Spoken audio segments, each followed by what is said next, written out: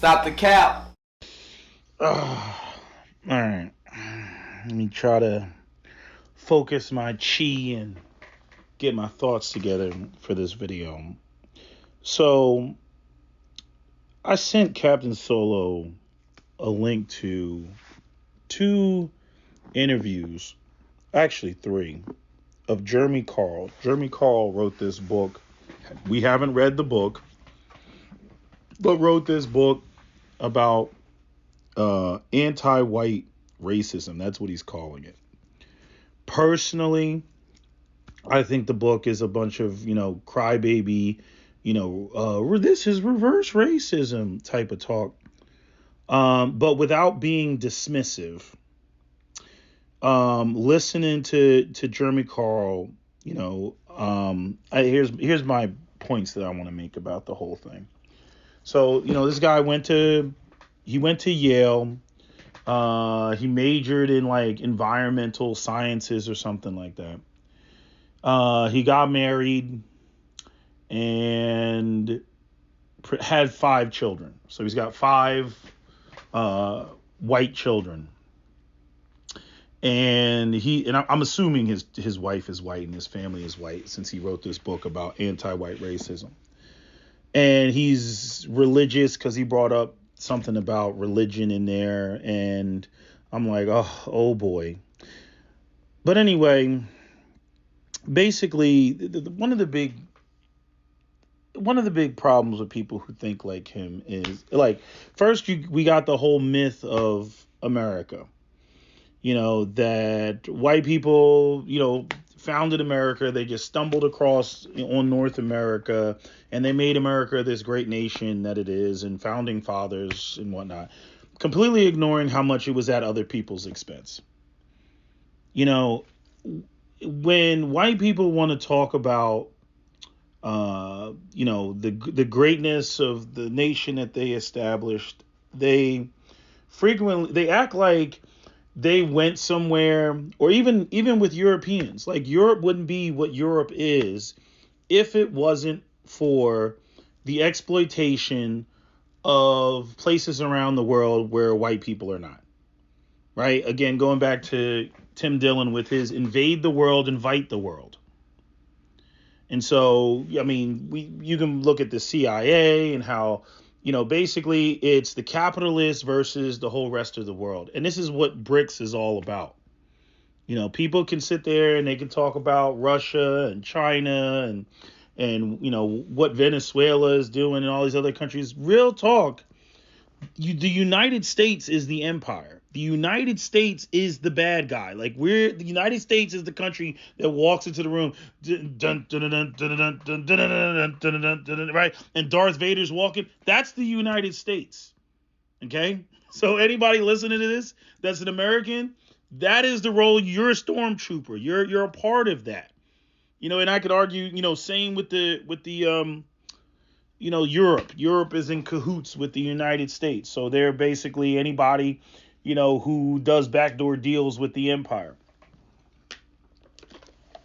But, what the United States does, what the capitalists did, and I already talked about how Europe was one big fat serfdom, and it was a backwater, and white people were living in squalor, and they were essentially slaves in Europe. You had landlords, right? Literally what we call people who, charge copious amounts of rent and just keep raising the rent. They're landlords. And that is how white people were living. I don't know where white people get this idea that they were in Europe and it was just this wonderful place because thank God there were no minorities. No.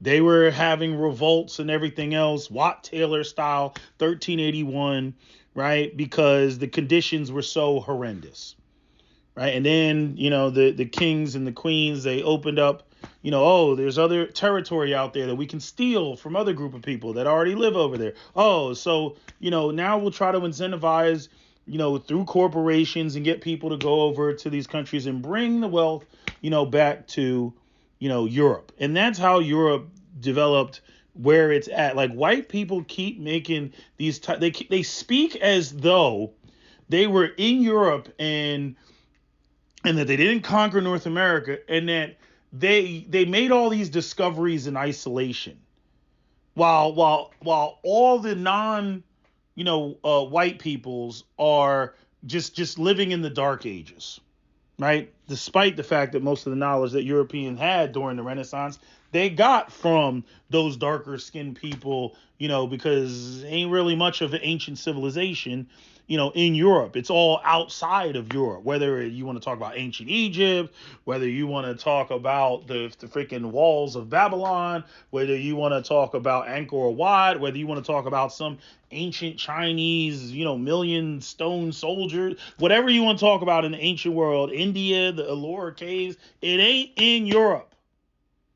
Okay, so the ideas and concepts of white supremacy, these are brand new ideas. The shit didn't exist. Okay, white people were pretty much, if you want to use the term evolve, like the last group of people to evolve. The damn planet Earth is hot damn near everywhere except for Europe. Blue eyes didn't even show up till about 6,000 years ago. And I'm getting way off topic, but it irritates me listening to white people create these fantasies about what whiteness is and what white culture is. Again, white quote unquote culture didn't even come into existence until after the fall of Rome. That's freaking, Italian and Greek culture. You know what I mean? That white people didn't even consider Italians and Greeks white until much later. Until the guy with the funny mustache saw and recognized all the greatness of Rome, and then all of a sudden he wanted to copy it. But prior to that, no, they were the backwaters. They did, again, the freaking Battle of Teutoburg, where the freaking Romans tried to go into Germany, you know what I mean? And they got their asses handed to them in one battle that's like wiped out a whole legion, but eventually the Romans went back in there and, because anytime they come back harder. But in any event, I'm saying, or any group, anytime there's a, we won this victory, we won this fight, they always regroup and they always come back harder. Just because, in terms of, if you don't have the infrastructure, if you don't have the military, if you don't have the what do you want to call that? The whole logistics of moving resources and stuff, like, you're not going to be able to hold out, for a prolonged period of time. You're not. This is why you get the people that say that the Second Amendment is a joke in terms of, challenging the federal government because, shit like that. But in reality, what would end up happening is other countries like, Russia and China, they would capitalize on whatever civil war took place.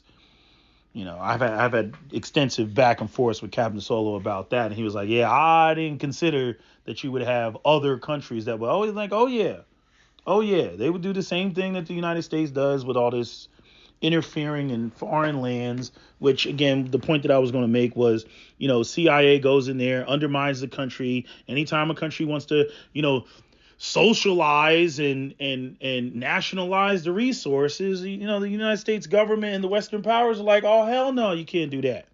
Because we can't come in there with our capitalist businesses and exploit those resources and bring those resources and vacuum those resources into Western civilization. Right. So the whole concept and the whole idea that Western civilization has been this, like, self-sufficient, self-sufficient, technologically advanced, society in a vacuum, and then the rest of the world is just this backwater, is bullshit. No, it's as a result of, companies like BP and Shell and United Fruit, right? And what was the banana company, Chiquita Banana and all that stuff, going into these nations and fucking up their politics, fucking up, how they do things, right? Like it's just amazing listening to white people talk about, why are all these people coming here? Why are they coming to Europe? Why are they coming to the United States and coming across the border? Well, maybe if your foreign policies weren't always going over there and fucking with them, then maybe they wouldn't be trying to get across the border for a better life in your country, since you vacuumed up all the resources and destabilized their country. Like, it's like the audacity of white people to complain and talk shit when it's like, this is how you set it up. You know, the same thing with African Americans. You know, they sit there, oh, black people, oh, look at black people today, oh, they're committing crimes, oh, they're in gangs. And every time black people tried to establish an intact, thriving black community, and they actually had one, here y'all come, burning it down, finding an excuse to burn it down. Whether it was Rosewood, Florida, Elaine, Arkansas, Tulsa, Oklahoma, Slocum, Texas, Wilmington, North Carolina, right? East St. Louis, Missouri. I mean, y'all just come in there. Chicago, 1919, Springfield, Illinois, 1903. Y'all just come in there and burn the shit down. Then, right, you got what you want. Like, that's what you wanted, right? You didn't want a black community that can compete against you. You won. You were victorious, right? And then so now the black people, like, they still exist, but they're in poverty, and then crime and shit like that spills out of the community and spills into your community, and then you're complaining and you're like, oh, the niggers are just like that. Again, this is the shit that you did. And I got another video talking about this, breaking this down, but I'm just, all these thoughts come to me because I just get irritated listening to white people bitch and complain and talk about, how they're losing this country, and they don't even understand their own history and their policies. It's getting to a point where I'm just like looking at white people like, bro, like, they're just evil. Like, they're evil. They're like, their actions are evil. What they do is evil. And then they sit up there and then they try to gaslight you and play dumb, or then try to separate themselves from their governments or their leaders, and then act like they're, that there's so many degrees of separation when you do point this shit out. I'm like, this is what y'all did. And see, the whole thing with this Jeremy Carroll guy, it's like, one of the things that he doesn't recognize, and this is where you get like all the white nationalists and the Tom Russos and shit like that. One of the big problems when it comes to like white people want to be racist. Like, these white folks that think like this, they want to be racist. They're like, well, I can't go to India and just set up shop, or I can't go to China. Well, why can't we be a homogenous society? Because that's not what America is selling. That's not what they sold. America had slaves because they got the slaves to do all the damn labor. Then slavery was over after the Civil War, and then they tried to figure, okay, well, how do we, drive down wages? Then they had, I've talked about this before, the Gilded Age, right? Brought in the immigrants. The immigrants came over, right? That further drives down wages. And what I realize about Jeremy Carroll is he wants to be a white buffer class. And the white capitalists, they have no use for the white buffer class. The idea that, okay, this guy, he's not an elite. He's not, like a Jeff Bezos or Elon Musk or Bill Gates. Like, he's not in that realm, right? He's not a mover and a shaker, right? But he's educated. He went to an Ivy League school, upper class, right? Has 5 children. Right. But he thinks, and this is how a lot of white people think.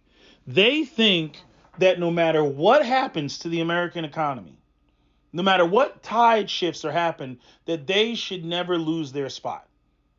That it should be, and this goes back to something Captain Solo said, like, he was just making a joke, but it's 100% accurate. He's like, they feel like if they were going out 3 times a month with their family to eat, that okay, they get that markets fluctuate and money is tight, they should still be able to go out 2 times a week. 2 times a month. I'm sorry. 2 times a month. They should still be able to go out 2 times a month and go to Red Lobster and go to what other place and whatnot. And so, that's them tightening their belt. In their mind, white people should never be down and out.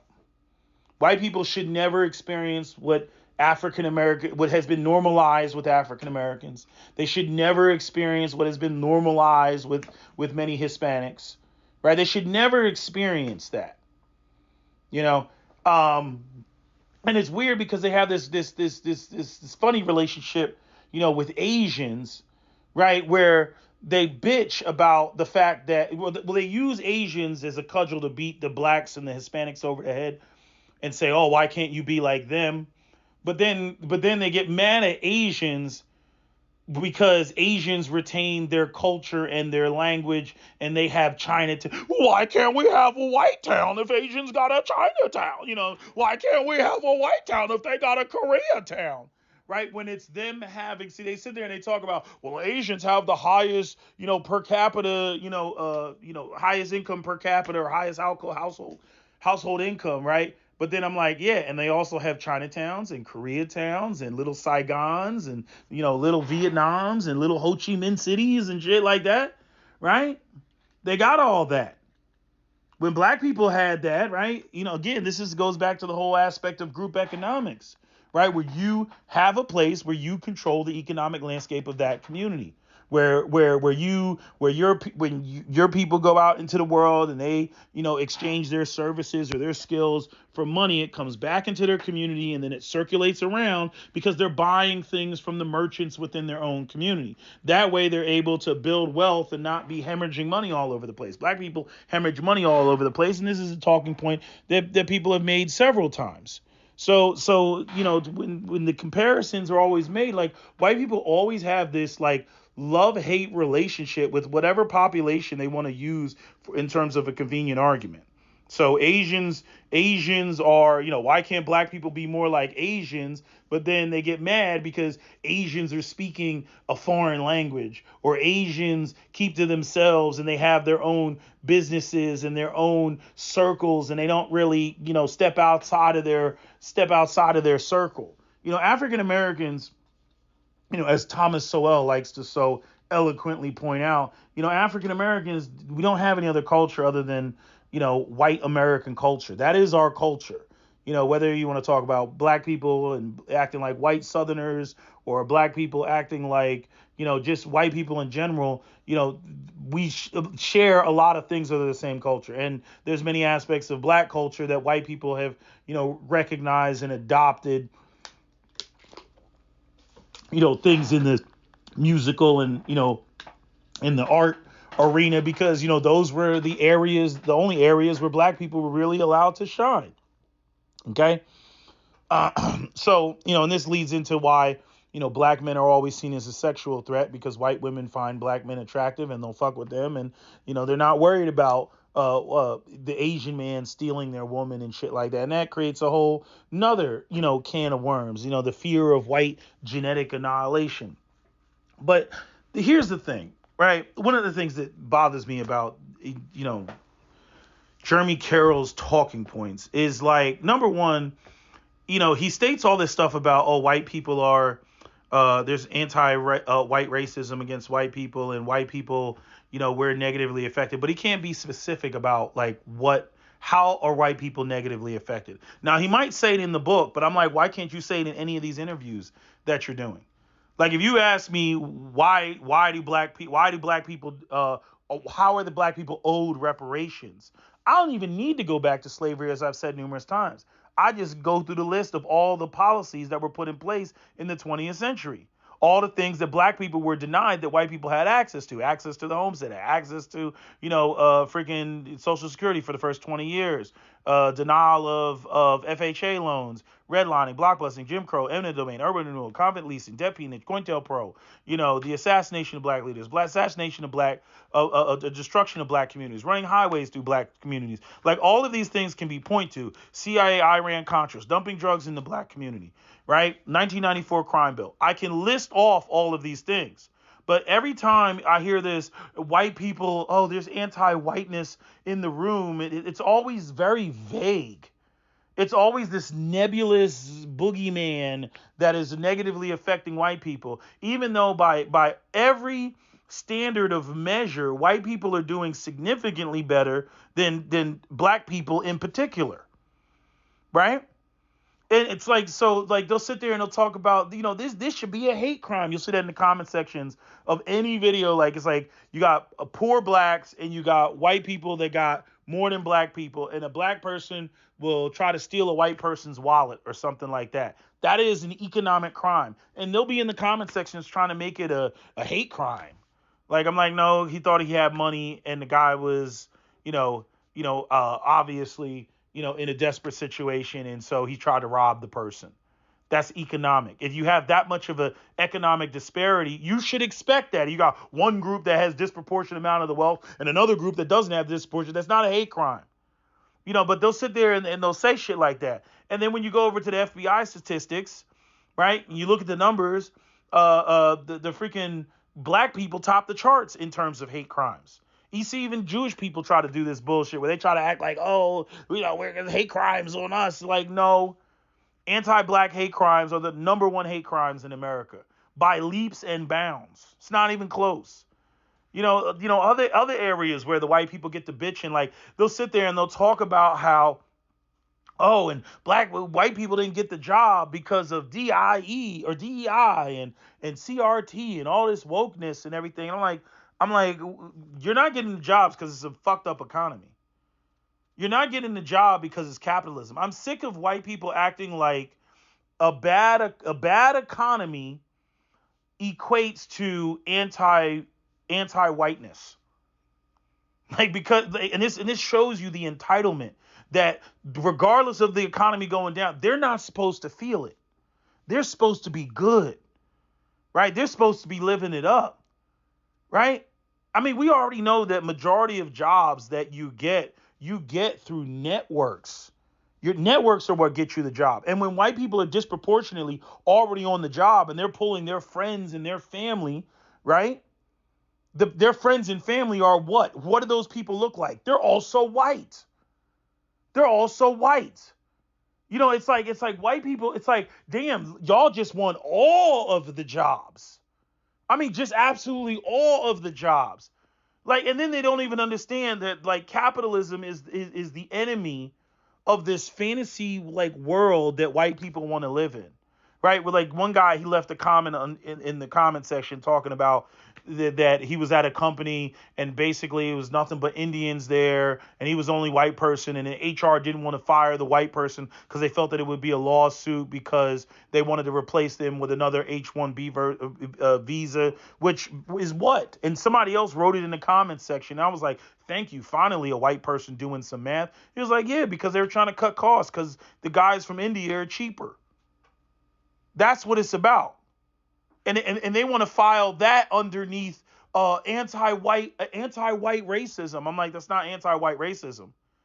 Who owns the company? Who runs the company? It's not black people. It's not even Indian people or Asian people. It's white people. It's other white people. They're trying to cut the cost because they don't want to pay you what you feel that you're entitled to.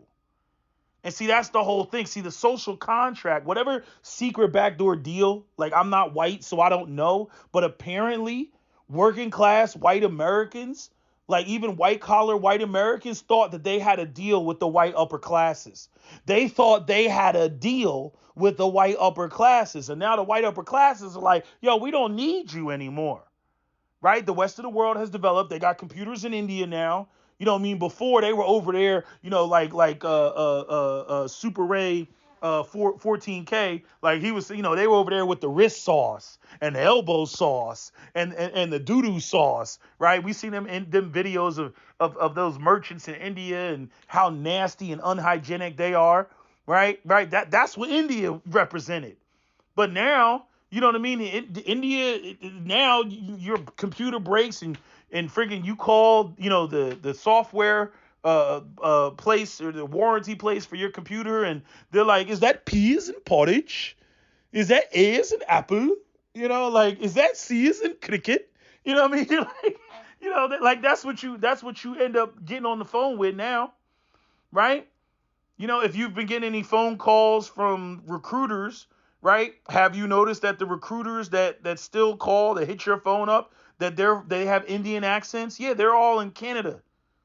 All those companies, all those hiring agencies, they have all moved their shit overseas. That's a whole bunch of white people not getting jobs now, just in the recruiter field, because they're using recruiters from India and other places in Canada, because Canada's got a job crisis in and of itself, right?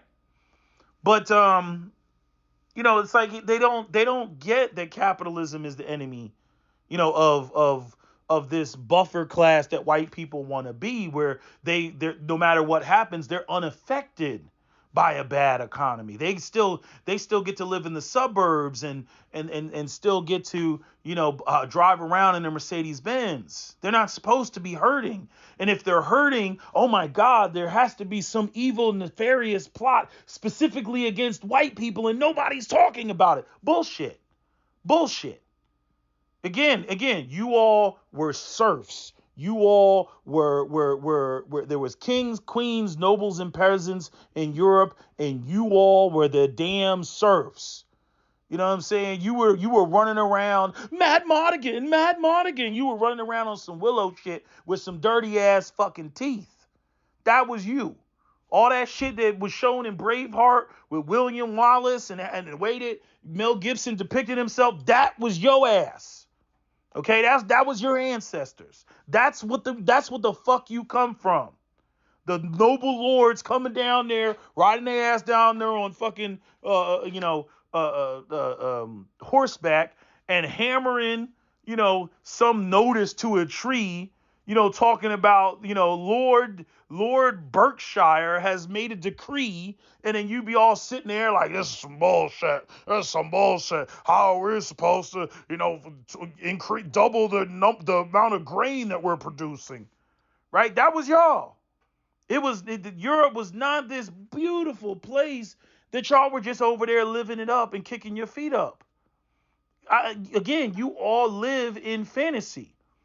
You're not willing to accept the fact that you live in capitalism is essentially serfdom, and now it's going to move over into techno serfdom. You all can't wrap your head around that. But I think I've driven that point home enough. But there was another point that I wanted to make about the again. This guy had 5 kids. Okay, 5 kids. Now, I don't know what type of money he's making. He went to Yale. I don't get the people that go to Yale for anything other than like a law degree or like a business degree or a medical degree. I don't get it. I don't get y'all that don't go to school for like these kick-ass terminal degrees.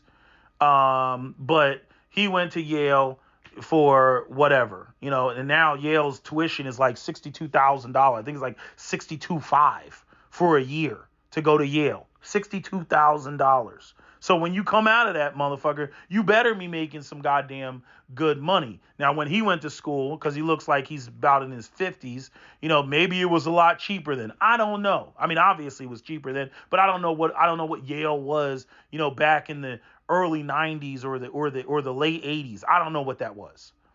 But one of the things that I keep noticing is this bitching about immigration, bitching about the immigrants. And primarily it has to do with and there's like a superficial complaint. Well, these people, they come here and we're letting too many people in, and that's too many people to allow them to assimilate. When again, the whole purpose of bringing them in is not to allow them. It's not about them assimilating. It's about driving down the wages. That's what it's about. And it is. And if you ask me, again, the Democrats and the Republicans are two wings of the same bird. Democrats want to bring them in to water down, the black vote, primarily the black vote. Right. Because, obviously, when we talk about reparations for slavery and all that, reparations for Jim Crow. Right. Getting reparations is easier when you're the second largest population. Right now, we're the third largest population, and we're about to go down, to being maybe not going down to be the fourth smallest population. We'll probably stay at number 3, for quite some time. But again, it's to push the black population, suppress the black population even more but then they create a new problem with the Hispanic population. But the idea for the Democrats is to get the Hispanic populations to vote Democrat, which they're not really, consistent on. And then when it comes to the Republicans, right, they act like they want to shut down the border, but they really don't because, they need their cheap labor. Tyson Nuggets needs its cheap labor. Who's going to work the chicken farms, right? Who's going to pump the gas, right? Who's going to build your pool for cheap, right? Because they don't want to pay anybody. So when white people people like Jeremy make it all about like, oh, it's just minorities and we need to go back to the myth of white America being this exclusively white place where white people, we could control the minorities and they were a small enough population where we could move about and not have to run into any of them. Because they were only 10% of the population, so we didn't have to bump into any of them. That's what we need to go back to. We need to stop being forced into these isolated white enclaves. It needs to be where white people can go anywhere they want in America and not have to see a minority.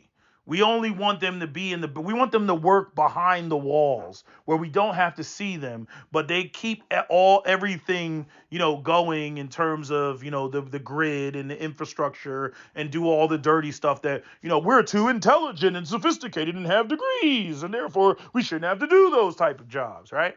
This is the mentality. Okay. And the other thing is like when it comes to, bringing back the point of him having 5 kids, right? It's like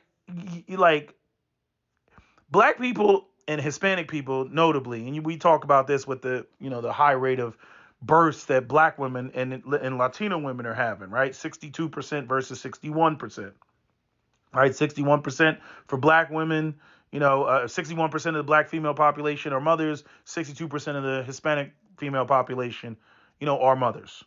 And so obviously they're outproducing white women. Only like 47, what is it? What was the number? I want to say it was 54.7% of white women are mothers in the white community, right? So this goes into the whole, we're not producing enough white babies, low birth rates. Okay, so why isn't the conversation as it pertains to white nationalism, right, which is really what this is, right? Why isn't the conversation about white men having more babies with white women? Why isn't that the conversation? Why is the conversation about the immigrants bringing in? See, in my estimation, the white elites have already recognized that white people are a bad bet because you're not producing enough babies. And if they're going to be the oligarchs of something, they'd rather be oligarchs of a population than no population. Because the problem with white people is that white people that are used to being this, buffer class, where you have a 3-tiered class system. You got the people at the top, you got the people in the middle, and the people at the bottom. The people in the middle are the biggest threat because they're educated, right? They're always aspiring to try to get to the elite, to get to that top level, right? They're the biggest threat. The proletariat are not the biggest threat because many of them, they accept poverty, right? They accept their lot in life. I'm never going to have this. I'm never going to have that. I'm not going to have this. And they accept it, right? And they're not educated. And some of them are not the sharpest tools in the drawer. So then they don't have to worry about them. But it's that buffer class that they got to worry about. And if you look at, the way Western civilization is going, they've decided, let's eliminate the buffer class. Let's eliminate that and make it basically like Brazil, where you got the white people, they living in Sao Paulo and Rio de Janeiro and the nice part, and they got the high rises and shit, and they living it up. And then everybody else lives in the favela, right? Everybody else, it's fucking Elysium. It's Snowpiercer, right? It's all this shit, right? Get rid of that buffer class. And so while like, yes, white people, right, have done a tremendous amount of damage around the world and negatively affected people. And that is your reputation. That is your history. And that's one of the things, like, even when he was talking about, they brought the guy brought up Black Lives Matter and wanting to get rid of monuments and whatnot. But then he said, or Jeremy was like, or he was citing what Jeremy said in his book about how, Black Panther and Hamilton. I didn't see Hamilton. I don't know anything about Hamilton. And what was the movie Get Out were anti-white movies. That's what he saw them as, anti-white movies. And Hamilton, I don't know anything about, but Get Out, I can see where you're coming from with that. I can totally see where you're coming from with the that Get Out was an anti-white movie. But the Black Panther, I'm like, the Black Panther has been around since the 1960s. Hell, the crazy thing is again, Planet of the Apes and X-Men are allegories of the racial strife in America. That is what those two stories are about. Professor Xavier is Martin Luther King and Magneto is Malcolm X. You know what I mean? So to sit there and all this is anti-white and you don't even really know the backstory. And again, the Black Panther is about a secret hidden African civilization that was not colonized in Africa. Of course, that's going to play into the story of the Black Panther. The movie The Black Panther, he's mad it became popular. But here's what's funny. It's like you're mad it became popular because it paints white people in a negative light, right? But he's like, oh, we don't like Black Lives Matter, taking down the freaking, the Robert E. Lee statues and all this Confederate statues because, that's our history. Okay, well, if that's your history, if the Confederacy is your history, right? Then I'm like, take the bad with the take the good with the bad, or the bad with the good, right? They never want to do that. No, it's like oh, we don't want to change history, but then when everybody points out the rape and pillage and plunder, right, enacted by white people are like, oh no, we don't want that part. No, we don't want that part. What do you mean? That's your history. You don't want us changing history. You don't want us removing monuments. Okay, your history is rape, pillage, and plunder. What are you bitching about? You see what I'm saying? It's funny. It's just funny how they think that they can pick and choose what the narrative will be about them, all the while they're trying to maintain their buffer class or buffer status, which is predicated on the exploitation of other people, and it's at the expense of other people, non-white peoples. This is what's so psychotic about what this man is saying. You see, and here's the thing, get back to, and this is the third time I got away from it, but getting back to the whole, him having 5 kids. Okay, you're talking about immigrants. That's the problem. Immigrants coming into the country and it's changing the demographic. Okay, why aren't white men having more kids? They're not having more kids because they can't afford to have more kids. Now, again, I don't know what type of money this man is making, but in order to have 5 kids, you have to have a healthy amount of money to live comfortably. And this is the whole issue with Western civilization, and arguably even with Asian civilization, with East Asian civilization, because Japan and Korea, their birth rates are in the shitter. And why are their birth rates are in the shitter? Because as the society becomes more technologically advanced, people want to live a particular lifestyle, right? And children cut into that lifestyle. So if white people want to, if white people are so worried about their extinction, I'm like, why are you having conversations about cultural wars? Why are you having conversations about, oh, it's too brown in here. Oh, there's too many minorities. And why aren't you having conversations with the white power structure that you're a member of, with ways in which to help facilitate increase your birth rates, which means they would have to do what?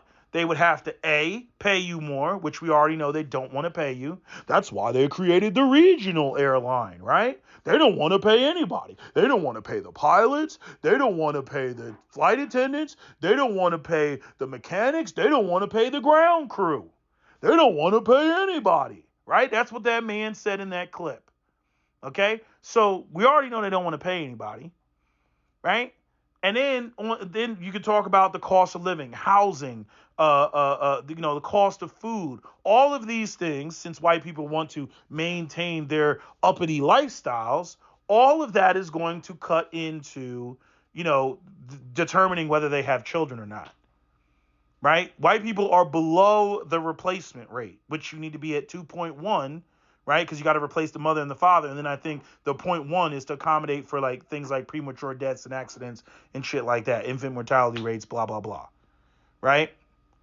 But the conversation is never about that.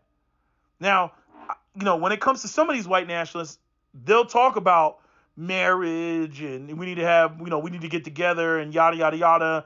But they do it in a weird red pill like incel sort of way. They start bringing up Christianity and religion and how white women should be wholesome and they need to get off of OnlyFans and everything. I get all that. And I'm not saying that I disagree, with that. But what they don't focus on is the fact that getting white women to behave doesn't change the fact that you're not making enough money to facilitate the lifestyles that white women are accustomed to. That is your main problem as white men, which again is the same problem that black men have historically had in this country.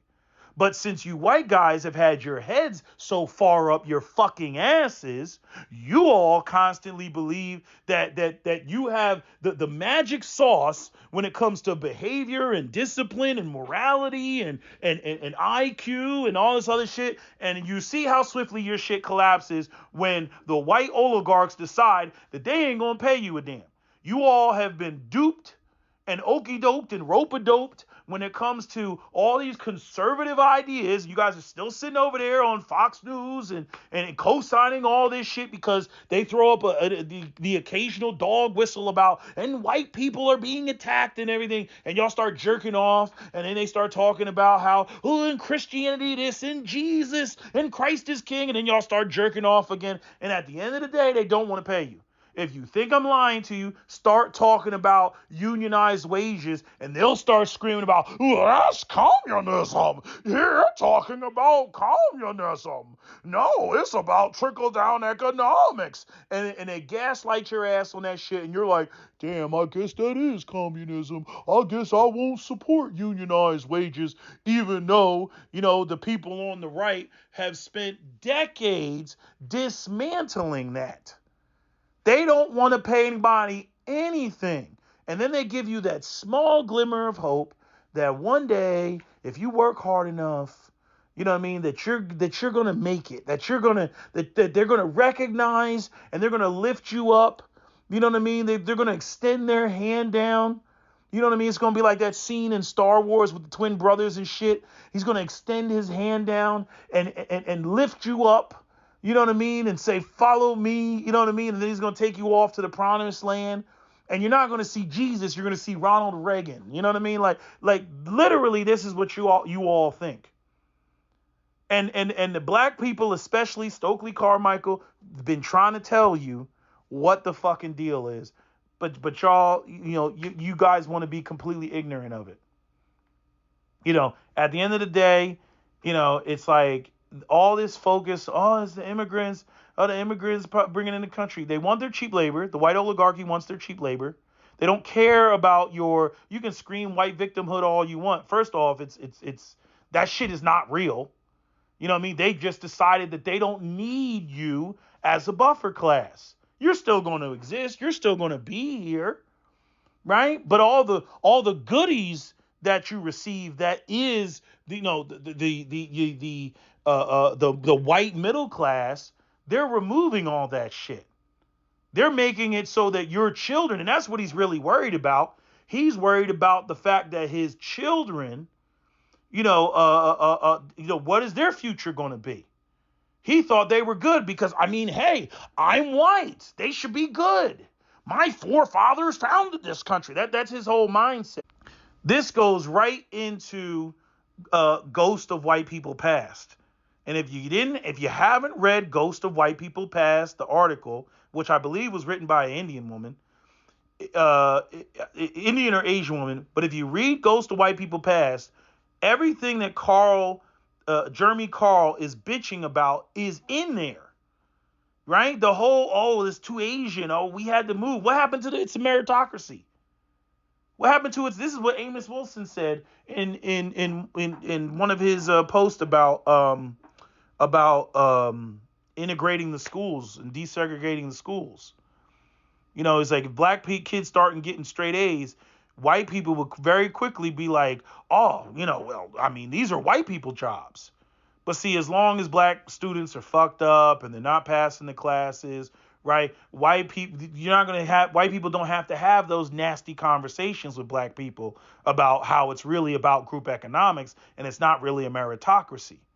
You see, they don't because if you never get there, they don't have to have that conversation, right? If you don't graduate, they don't have to have the conversation about why you didn't get the job because you didn't graduate. You didn't qualify to get in the door and get the job in the first place.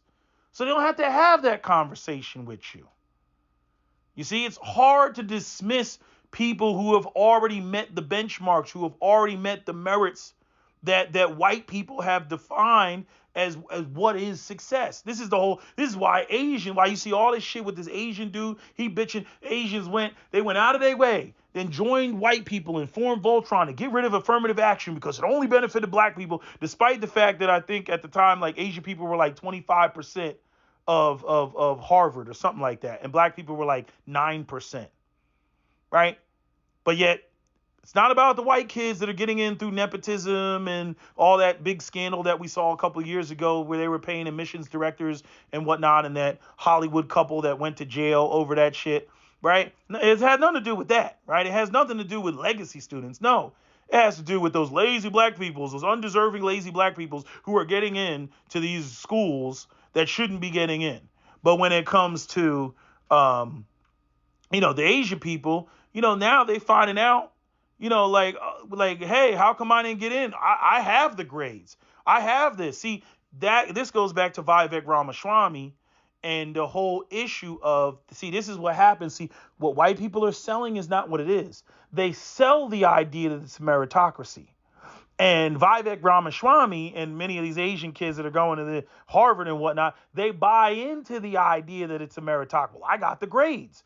I mean, these black kids, they're not getting the grades, right? So because, just completely ignoring, the poverty, the redlining, right? The environments that they're in, the lack of resources that are there, right? The Asian kids, they're like, well, I'm just studying hard. I'm grinding. Okay, so they get there and they get the grades. And white people do let a handful of them through the door. Right? And they get through the door. Actually, a disproportionate amount of them get through the door.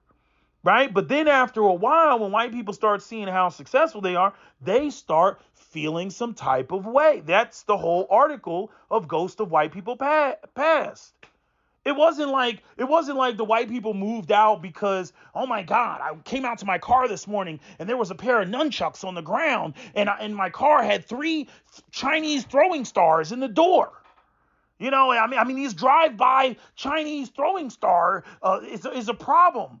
And I saw this guy, he was trying to break into the neighbor's house across the street, and he was dressed in all black. And then when I said, hey, you, I'm calling the cops, he threw a smoke grenade on the ground, and it went poof, and he disappeared. And by the time the cops got there, he was gone. These goddamn ninjas all over the damn community. We got to do something about that. That's why we got to move away from these Asians.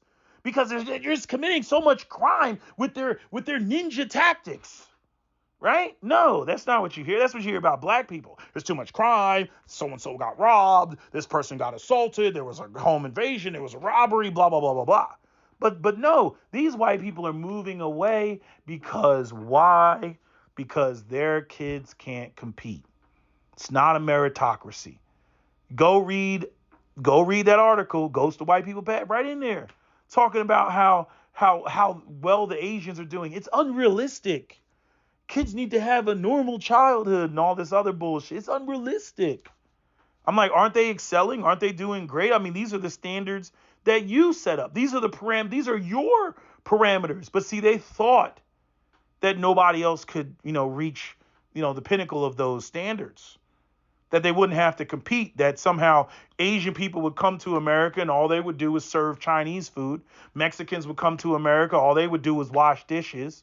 Black people, they would just either work the fields or be paid the lowest wages and work in the most dangerous and hazardous portions of a factory, right?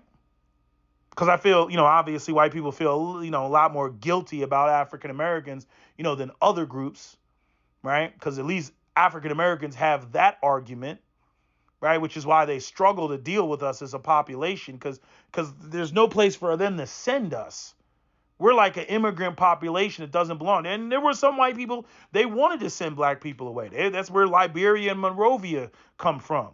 They were like, send them back. But again, white people, as always, they don't want to pay for shit. So they're like, nah. And then there is the aspect of there's many African Americans who didn't want to leave. They're like, I don't know anything about Africa. I don't speak an African language. I'm not connected to Africa. You stripped all of that from me. So how am I supposed to go back to Africa and survive and thrive and whatnot?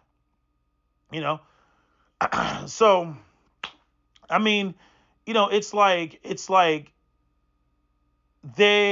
how I want to say this. So, yes, Vivek Ramaswamy, you can come to America and you can make money. You can become a billionaire. You can do all that. But what you cannot do is you cannot set policy. And that's what white people, they feel some type of way about, which is when there's too many brown people, there's too many Asians, too many Hispanics, too many blacks, too many Muslims. See, they can't define the area. They feel some type of way that how dare you put your Arabic signs up there in Dearborn, Michigan? How dare you? Right? They feel some type of way about that shit. This is America. Speak English. Right? That's how they feel about the shit. Because you're supposed to come here and you're supposed to assimilate. You're supposed to, want to be like them, where they maintain their position of being recognized and operating their space of pure solipsism. That's what it's supposed to be. You're supposed to worship them and aspire to be like them and want to look like them, but you can never reach that point. But see, when you shed all of that, they feel some type of way. This is one of the things that black people have done, with street culture and hip hop culture and whatnot. And it's one of the reasons why black people in the streets don't particularly care for black people who are, educated and have gone, to school and subscribe to, the America that is supposed to be a meritocracy. Because at the end of the day, we don't define that structure. And and those black people know it don't matter how much you excel. Those white folks are not going to accept you. They're never going to accept you. They want to be able to set the tone, set the pace. They want to only interact with you when they either have to interact with you or when they choose to interact with you. Other than that, you're supposed to be invisible to them. And that's really what all of this is about. But Jeremy Carl, again, it's like the whole thing is a waste of time. Now, I haven't read the book, but the whole thing is a waste of time to sit there and talk about, immigration and all that. And I'm like, only 43% of white men are fathers. 54.7% of white women are mothers, according to the CDC from 2015 and 2019. I'm like, so you got literally, what is that? 57% of white men are childless. You need to work on that. So again, if you want white men to have 5 children, you need to talk about white men being gainfully employed. Your fight is with the white oligarchy.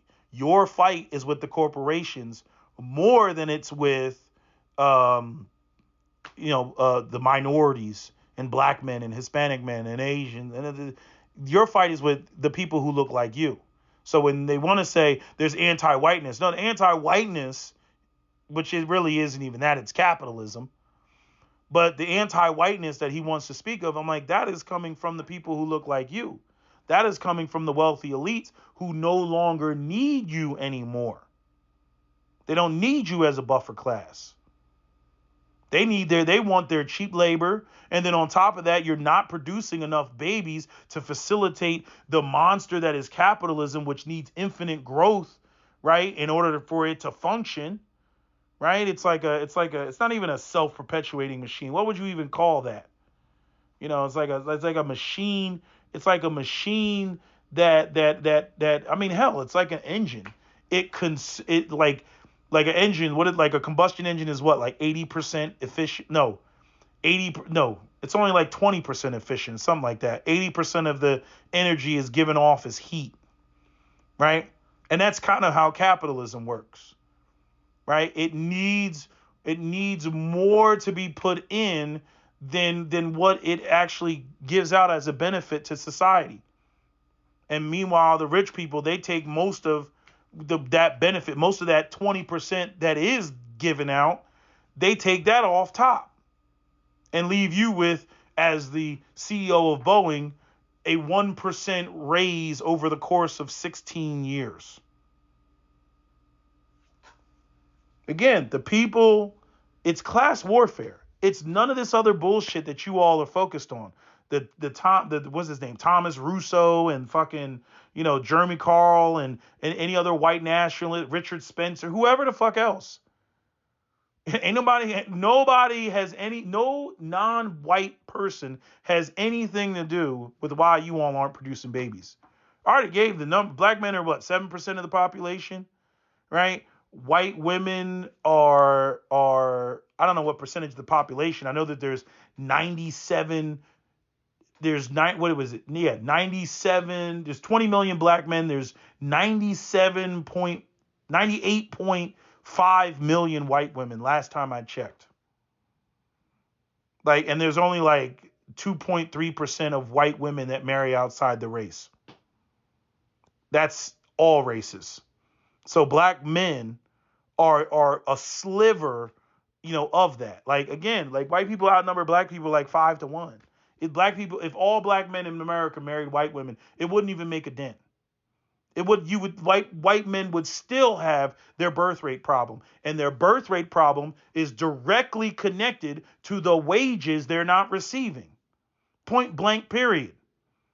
If you can't get a job, if your job underpays, right? And what do white women do? They're women. What do? They'd rather be a part of the guy that has a social media, playing video games on YouTube, making $1 million a day. They'd rather get with that guy and be one of the women in his harem than to be with your broke ass living in your mother's basement. So if you want to turn that around, you better start talking about unions. You better start talking about some kick-ass, what would you call that? Employee laws. What would you call that? What do you call that? Labor laws. You better start talking about having some kick-ass protections from employees. You better start talking about making it very difficult to fire people so that they can actually have, some stability. You better start talking about bringing these property values down to a reasonable level. I mean, I was reading an article today. They were talking about, they had some simulation that had AI, and it was like SimCity or something like that. And basically the whole economy got out of whack because the rent was too high. And the only way that the AI decided to get rid of the problem was to eliminate landlords. Just period. The landlords were just flat out eliminated. That was the only way that they could fix the problem. Again, if you're a landlord, you're basically a noble from the Middle Ages. That's what you are, right? You bought property, you own the property, and these people pay you rent. And you can raise it up whenever you want. If not, then they can go and leave and go somewhere else, right? But if they're all kind of functioning and operating the same level, and it's not, the wages are not commensurate, or not, I shouldn't say that. If the wages are not in line with the cost of living, then people can't live. And if people can't live, or they're just barely making it, they're not going to produce children. And the funny thing is all of the rhetoric that white people have used specifically against black people is now what prevents them from having children. Right? Because they want to come off as, we're the responsible race. We're white, and we know what to do and what not to do, and we're not like those lazy black people and those irresponsible black people. When you don't have any money, you don't go out there having kids, right? And so, okay, you don't have any money. So I guess no white children will be born, right? Well, I mean, yeah, but I mean, we need to increase our birth rates. Well, you're not making enough money to have children, right? So you're not going to be having kids, right? Because that's the conservative way of thinking, right? You see, so they become captives to their own rhetoric, and that's where white people are right now. They don't. It's amazing at how much white people don't understand how their own system works. They really, really don't. Even some of the white liberals, they don't understand how their own system works. It's just kind of like, these tutti frutti ideas of just, you know, um, like, basically having a resource based economy, but we don't have a resource based economy. I kind of wish we did have a resource based economy that involved the entire planet. That would be great.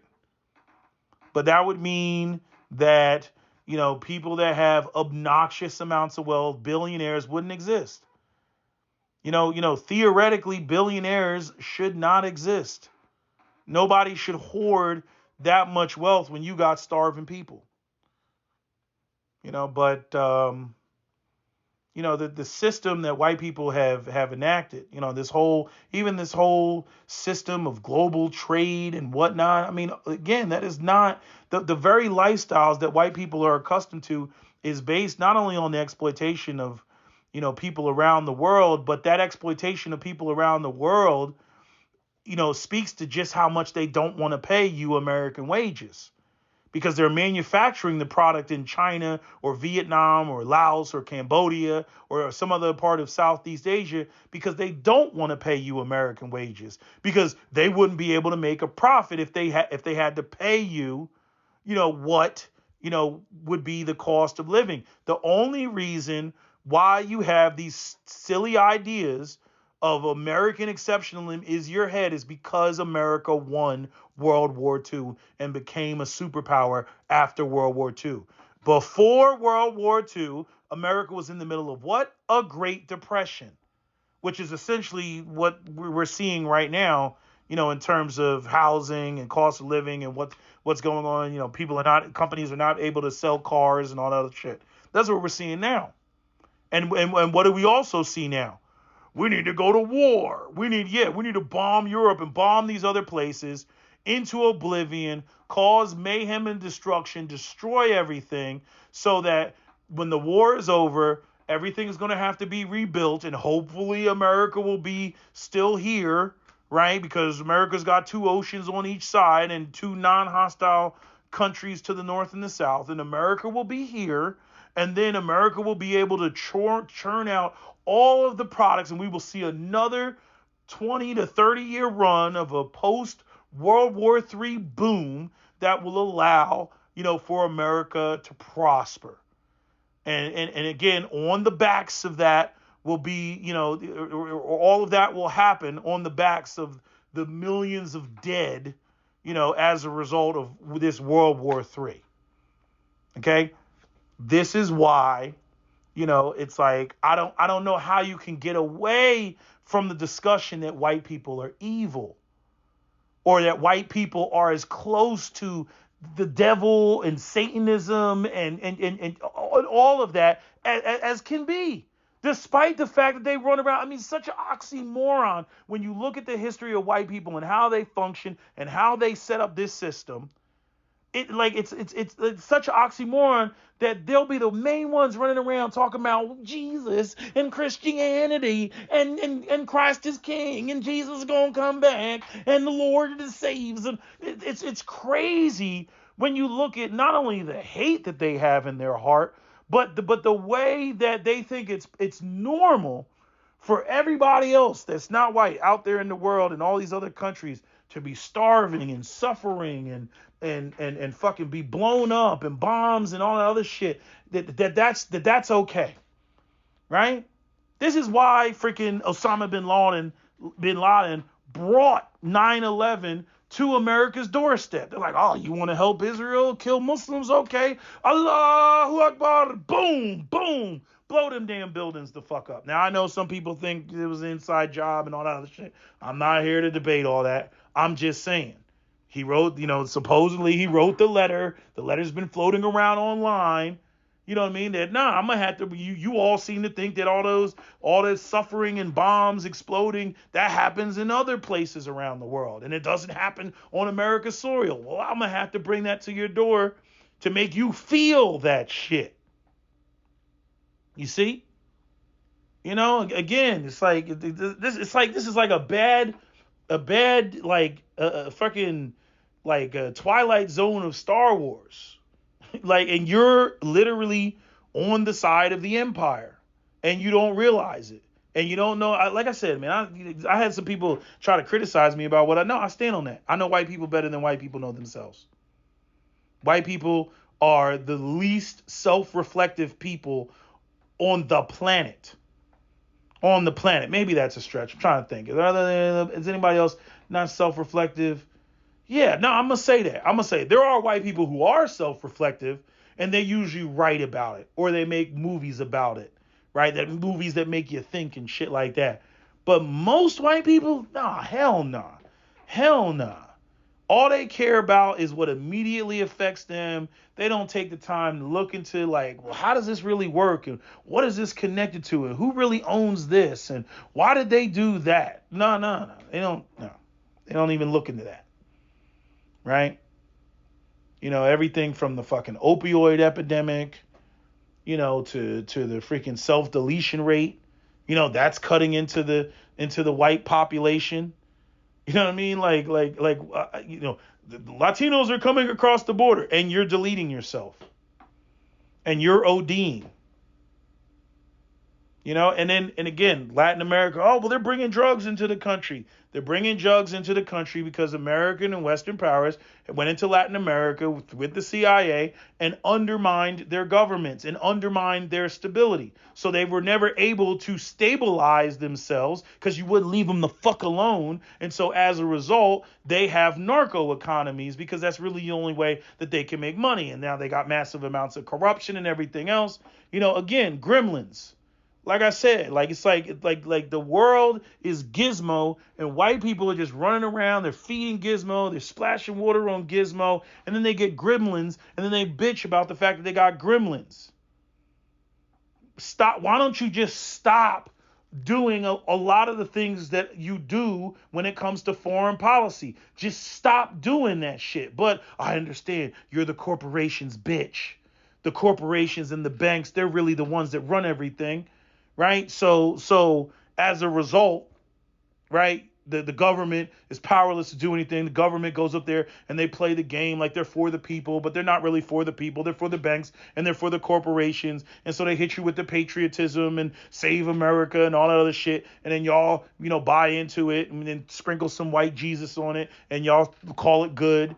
Right. And then you run around and you think like, oh, you know, this is the way, you know, we support our government. And then the government goes out there and does everything that's antithetical to you actually prospering. And only when it comes to the absolute total decimation of everywhere outside of the U.S. and they got to consume and purchase all our shit, that is the only time that you will actually truly benefit at everybody else's expense. Then when those people hate America and they become terrorists and join terrorist groups and then there's some terrorist attack on Americans, y'all will sit there and be like, oh my God, they hate us because they hate our freedom. They hate who we are as Americans. That'll be your reasoning. Not because of 100 years of U.S. foreign policy. It'll just be because they hate us because they hate our freedom. You see? So, I mean, watching this shit it's funny. But it's like, you know, point blank period. Like every time this happens, and Captain Solo confirmed it. He was like, nah, he's like, that's what they do. He's like, every time, he's like, there was a recession in the 80s. And every time the economy fucking takes a nosedive, these white people come out and they blame it's always outside of them because they truly believe that they're not supposed to suffer. They believe that they're never supposed to be hurting. Not like this. They're always supposed to have a future. They're always supposed to be able to retire comfortably. They're always supposed to be able to, you know, keep the roof over their head. They're not supposed to be down. They base their identity on that. You know, and the irony is there is a strong parallel between the way that like a woman like Ebony K. Williams, you know, and black feminists think, you know, in terms of like they're like the way that they look at their identity, that they're supposed to be better than black men at all times. And when a black man's better than they are, they feel some type of, that's white people. They feel some type of way. I'm not supposed to be here. I'm supposed to be kicking ass. And I remember it's like my man, you know, from Florida. It's like he said, or is we were talking one day, and there was this racist white woman that she lived nearby, and she liked me because of I was an articulate black man, but she didn't like him because he was a street dude. You know what I mean? But him and I, you know what I mean? I mean, we linked up. We linked up because I remember one day he was outside and he was playing his music and he was playing like Jagged Edge or like 112. And I made a joke about the shit, and that made us realize like basically we were around the same age. So we got to talking like that. And he got to talk about life and everything. This is the dude that y'all heard in the video, the one that was talking about like he did, like his mom didn't tell him like who his father was. That dude. So anyway, I remember, he basically, he didn't fuck with the white lady. She didn't give me any smoke, so I didn't have a problem with her, but he didn't fuck with her. But I remember when he said something, and I still remember that to this day, when he was like, broke ain't got no color on it. You know what I mean? He's like, you over here just like I'm over here. You know what I mean? Because the whole situation wasn't the best situation, right? But so she was basically a struggling white woman, but she felt that she was better than black folks. I was just one of them, like if you're an educated black person, you know what I'm talking about. That whole, oh, you're an articulate, because they see you as like a black person that this is that adopted white people's way of life. So they feel comfortable. You've assimilated. You're not out here bucking and resisting, because that's the whole thing with street culture. Street culture is like, man, fuck all that, man. Fuck living up to white people's standards. Like black people, they marched, they did all that, and white people still gave us their ass to kiss. Fuck all that. You know what I mean? I ain't respecting them for nothing. I ain't turning down my music for nothing, bitch. Like, fuck you.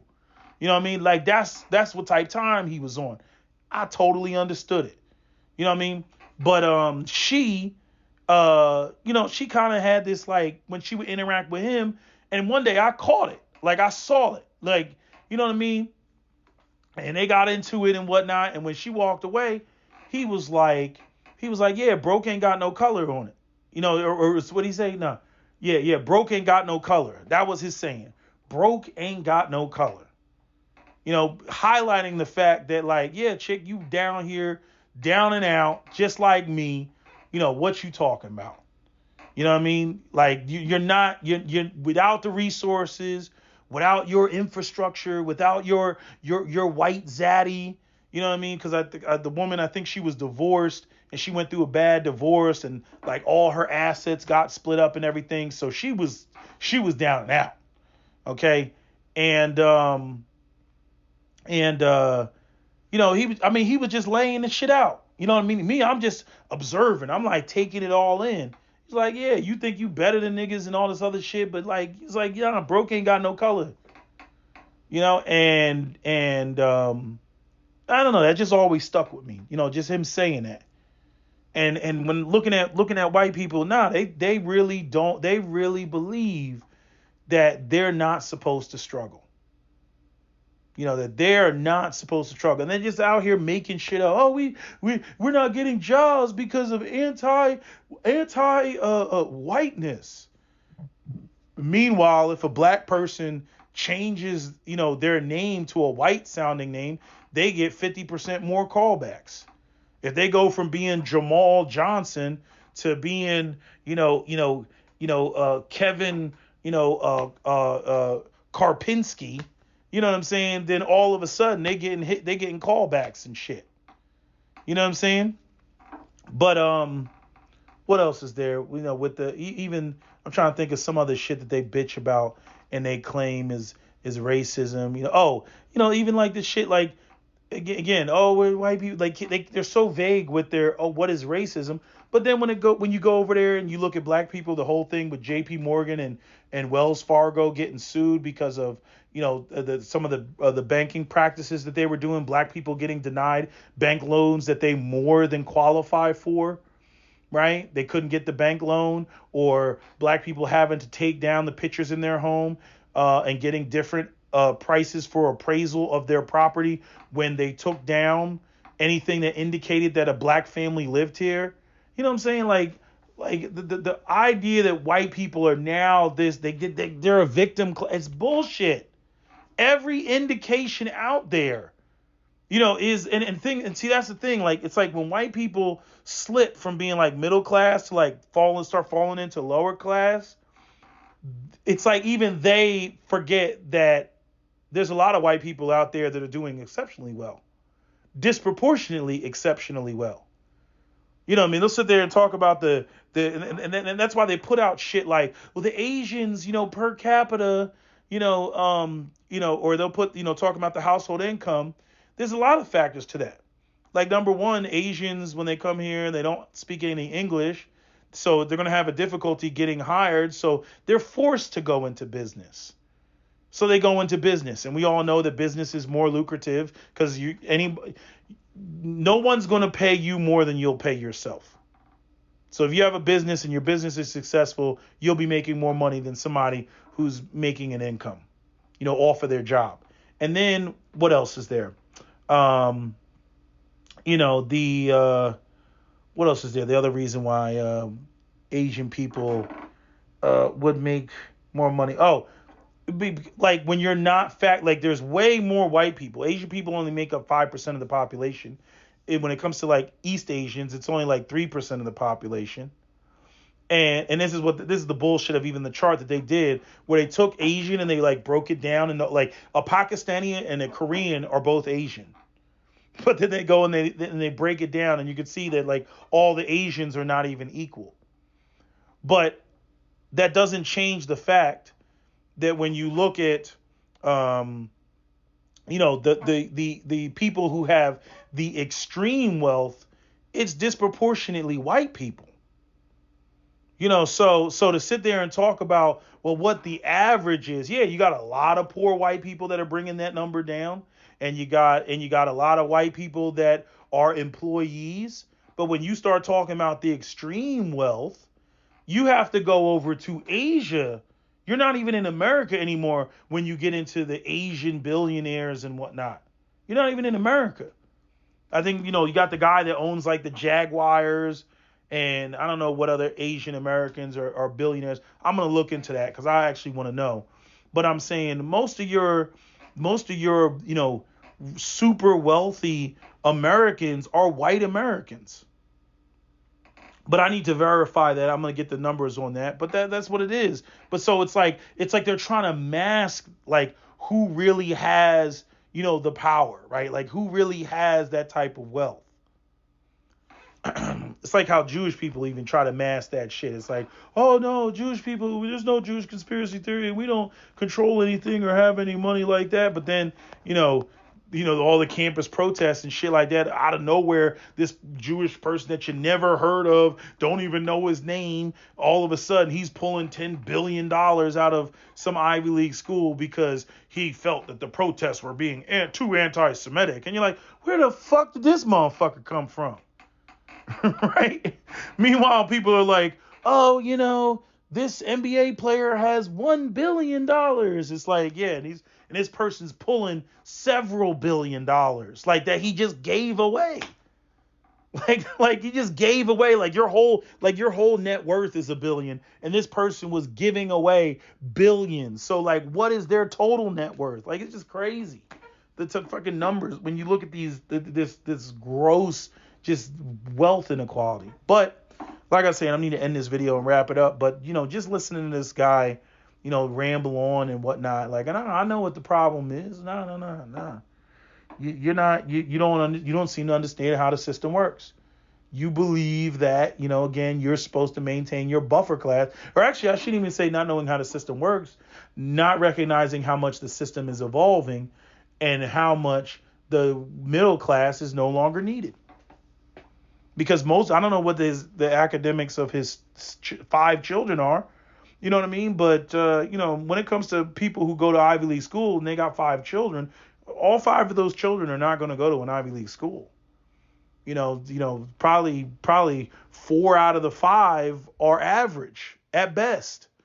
They're not exceptional. Maybe one of those kids are exceptional. Maybe 2 of them are exceptional, but the other 3, no. So they got to deal with, American mediocrity, because that's what they are. You see? But anyway, that's all I got to say. That's my video. SWP out. Don't forget to comment, share, like, and subscribe.